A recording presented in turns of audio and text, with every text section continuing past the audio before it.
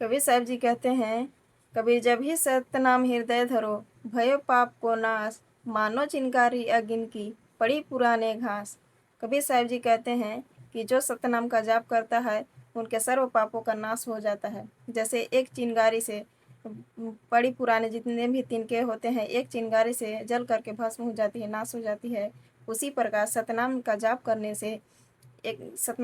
करने से हमारे सर्व पापों का नाश हो जाता है। तो कबीर साहब जी कहते हैं, अभी सतनाम हृदय धरो, भयो पाप को नाश, मानो चिंगारी अगिन की, पड़ी पुराने घास। तो इसका प्रमाण भी है। यजुर्वेद अध्याय 8 मंत्र 13, अध्याय 5 मंत्र 32 में स्पष्ट लिखा हुआ है कि कबीर परमेश्वर की भक्ति करने से हमारे सर्व पापों का नाश कर देते हैं। जितने भी हमारे पाप कर्म होते हैं, सारी पाप कर्म हमारे मिट जाते हैं और हमारा पुण्य कर्म बनने लगता है। सतभक्ति करने से कबीर परमेश्वर की जब भी हम सतभक्ति करते हैं तो हमारे सर्व पापों का नाश हो जाता है। तो कबीर परमेश्वर जी का प्रमाण भी है। यजुर्वेद अध्याय 8 मंत्र 13, अध्याय 5 मंत्र 32 में स्पष्ट लिखा है कि कबीर परमेश्वर की भक्ति करने से सर्व पापों का नाश हो जाता है। हमारी जितने भी पाप कर्म होते हैं नाश कर देते हैं। तो यहाँ पे देख सकते हैं यजुर्वेद अध्याय 5 मंत्र 32 में बताया गया है। इसका क्या लिखा हुआ है, उसी गसी संपूर्ण शांतिदायक कबीर अंगारी असी, कबीर परमेश्वर अंग पाप का अरि शत्रु असी है, अर्थात पाप विनाशक कबीर हैं। बंभारी रसी, बंधन का शत्रु अर्थात बंदी छोड़ कबीर परमेश्वर हैं। इसका संस्कृत में भी लिखा हुआ है, यहाँ पे आप लोग देख सकते हैं।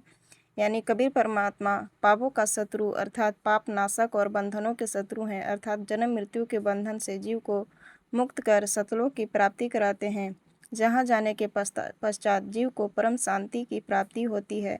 साथ ही यजुर्वेद अध्याय 8 मंत्र 13 यह स्पष्ट करता है कि परमात्मा घोर से भी घोर पाप को समाप्त कर देता है। तो यहाँ पे यजुर्वेद अध्याय 5 मंत्र 32 में यहाँ पे लिखा हुआ है कि हमारे जितने भी घोर से घोर पाप होंगे, जितने भी पाप कर्म होंगे, अगर हम कबीर परमात्मा की भक्ति करते हैं, सतभक्ति करते हैं, तो सतभक्ति से हमारे सारे पाप नष्ट हो जाते हैं। परमात्मा हमारी सारी घोर पाप को भी नष्ट कर देते हैं। तो हमारे जितने भी धर्म गुरु हैं वो तो बताते हैं कि हमारे पाप कर्म को भोगना ही पड़ता है। पाप कर्म हमें भोगना ही पड़ेगा, चाहे कुछ भी हो जाए। हमारे पाप कर्म नष्ट नहीं हो सकते। तो यहाँ पे प्रमाण दिया हुआ है कि हमारे जितने भी घोर से घोर पाप हैं, हमारे परमात्मा पाप को नष्ट कर देते हैं। तो यहाँ आप लोगों ने देखें प्रमाण किस तरह से यहाँ पे यजुर्वेद में प्रमाण है कि हमारे कितने भी घोर पाप हो नष्ट हो सकता है। तो और धर्म गुरु हमें ऐसा ज्ञान नहीं बताते हैं। जो हमारे संत रामपाल जी महाराज जी, हमारे गुरु जी ने जो बता रखे हैं वो उससे प्रमाणित होता है कि हमारे घोर पाप नष्ट होते हैं। और अन्य धर्म गुरु बताते हैं कि हमारे घोर पाप को भोगना ही पड़ता है, प्रारब्ध को भोगना ही पड़ता है, चाहे कुछ भी हो जाए। तो इससे सिद्ध होता है कि संत रामपाल जी महाराज प्रमाणित ज्ञान बताते हैं और सही ज्ञान बताते हैं। तो आप लोग अपनी आंखों से देख लीजिए, यहाँ पे प्रमाण दिया हुआ है। और यहाँ पे आप देख सकते हैं अध्याय 8 मंत्र 13 का, यजुर्वेद अध्याय 8 मंत्र 13 का प्रमाण है, जो कि यहाँ पे लिखा हुआ है। संस्कृत में भी लिखा हुआ है और हिंदी में भी लिखा हुआ है। तो यहाँ पे क्या लिखा है, पाप कर्म के कारण हमें नष्ट करने वाले सभी कष्टों को दूर करके तथा विषैले रोगों को काट कर ईश्वर हमारी नाक, कान, मुंह, जीभ, सिर और मस्तिष्क की रक्षा कर सकता है। ऋग्वेद मंडल 9 सूक्त 82 मंत्र 1, 2 और 3 में प्रमाण है कि ईश्वर हमारे पापों का नाश करके हमें मिले। इसके अतिरिक्त शास्त्रों से अनगिनत प्रमाण मौजूद है, जिसका उल्लेख यहाँ सभी संभव नहीं है। और यहाँ पे लिखा हुआ है, जब ही सतनाम हृदय धरो, भयो पाप को नाश, जैसी चिंगारी अग्नि की, पड़े पुराने घास। दूसरे शब्दों में यहाँ पे उसका उदाहरण दिया हुआ है। पूर्ण गुरु से प्राप्त सतनाम प्राप्त मंत्र के जाप से पाप कर्म उसी प्रकार नष्ट हो जाते हैं जैसे सूखी घास का ढेर हो, अग्नि की चिंगारी सारी घास को जलाकर राख कर देती है। इस प्रकार हम समझ सकते हैं कि पूर्ण संत द्वारा दिए गए सार नाम का जाप करने से हमारे सभी पाप कर्म नष्ट हो जाते हैं, अर्थात सभी पाप कर्म कट जाते हैं। और जैसा कि हम जानते हैं कि हमारे पाप कर्म ही हमारे सभी दुखों का कारण है।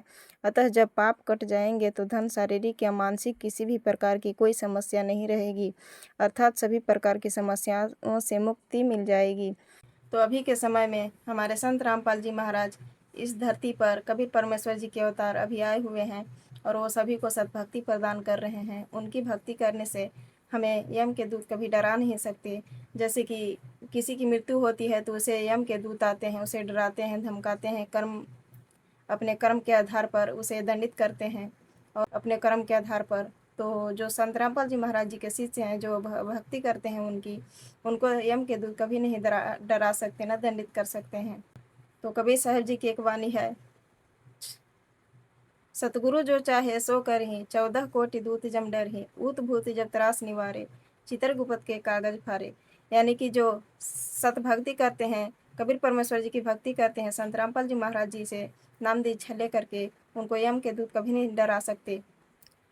साफ साफ ही इस कविता में कबीर साहब जी की वाणी में लिखा हुआ है कि सतगुरु जो चाहे सो करही, 14 कोटि दूत जम डरही।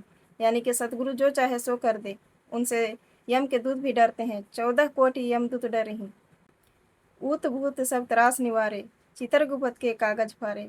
यानी कि चित्रगुप्त के लिखा हुआ कागज भी फाड़ देते हैं हमारे कबीर परमेश्वर की भक्ति करने से।